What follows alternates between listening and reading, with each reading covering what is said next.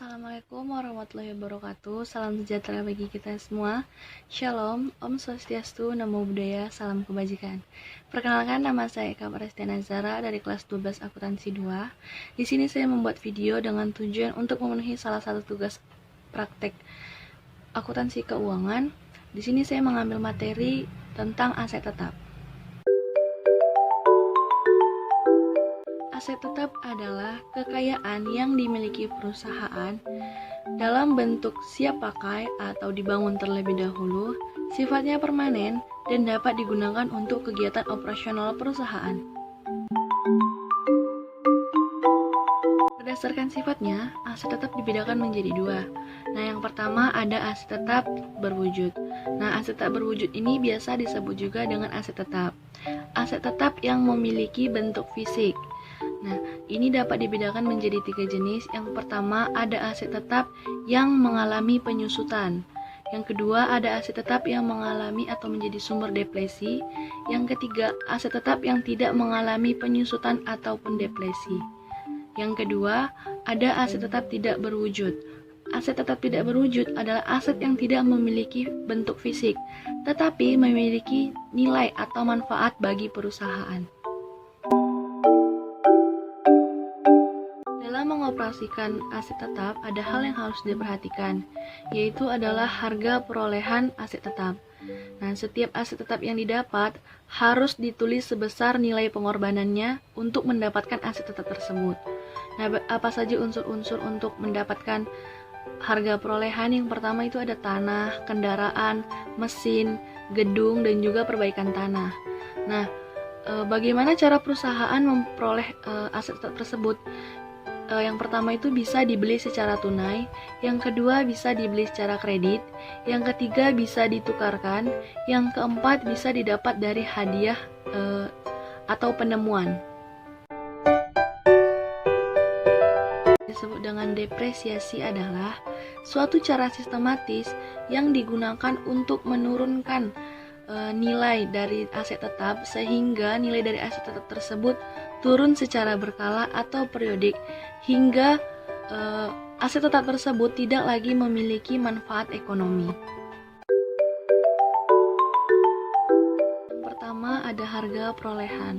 Harga perolehan aset tetap ini adalah seluruh biaya yang dikeluarkan untuk mendapatkan aset tetap tersebut sehingga dapat berfungsi sebagaimana tujuan si pemilik tersebut.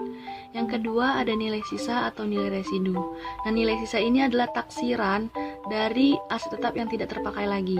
Nah, nilai dari barang atau aset tetap yang bekas inilah yang disebut dengan nilai residu. Yang ketiga ada taksiran umur ekonomis. Nah, taksiran ini adalah lamanya aset tetap tersebut dapat bermanfaat atau menguntungkan.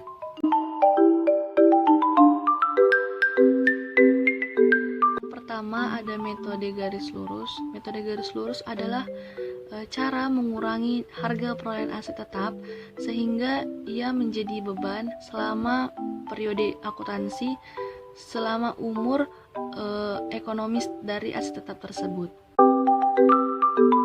Kedua ada metode saldo menurun. Metode saldo menurun itu adalah metode yang digunakan untuk mengalokasikan harga perolehan aset tetap sehingga ia menjadi beban penyusutan yang dimana setiap tahunnya itu semakin kecil dan menurun.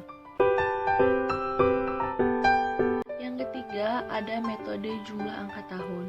Metode jumlah angka tahun adalah taksiran angka dari umur ekonomis aset tetap tersebut. Keempat itu ada metode satuan produksi. Nah, ini tuh digunakan untuk menentukan besarnya penyusutan setiap tahunnya dan perlu ditentukan dasar dari penyusutannya, kemudian kapasitas ekonomis dari penggunaan aset tetap tersebut dan besarnya biaya produksi akrual setiap tahunnya. Kelima itu ada metode jam kerja. Nah, metode ini biasanya menggunakan metode penyusutan yang dihitung setiap jam kerja dan dasar perhitungan penyusutannya ini biasa dihitung berdasarkan jam kerja yang sebenarnya. Yang keenam ada metode tarif kelompok atau gabungan. Nah, metode tarif kelompok atau gabungan ini adalah penyusutan yang ditetapkan untuk seluruh aset tetap dengan satu tarif yang sama. Aset tetap tidak berwujud adalah aset yang memiliki umur ekonomi serta fungsi atau manfaat bagi operasi perusahaan tetapi tidak memiliki bentuk fisik. Pertama, ada hak paten. Hak paten itu adalah hak yang diberikan pemerintah melalui Direktorat Paten kepada perorangan atau suatu badan untuk memanfaatkan suatu penemuan tertentu. Yang kedua, ada hak cipta atau copyright. Ini adalah hak tunggal yang diberikan kepada orang atau suatu badan untuk memperbanyak atau memperjualbelikan barang-barang hasil karya seni atau hasil karya intelektual.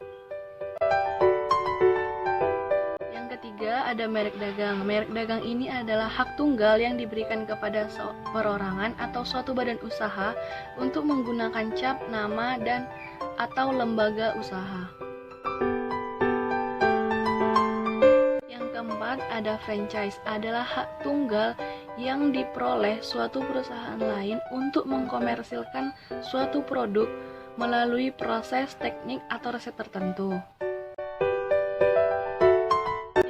Ada goodwill. Goodwill ini adalah nilai lebih yang diperoleh perusahaan sebab akibatnya itu karena adanya nama baik, lokasi yang strategis, manajer yang profesional, dan sebagainya. Jadi itulah materi mengenai aset tetap. Semoga pembelajaran atau yang saya sampaikan kali ini dapat bermanfaat bagi saya dan juga bagi teman-teman semua. Terima kasih.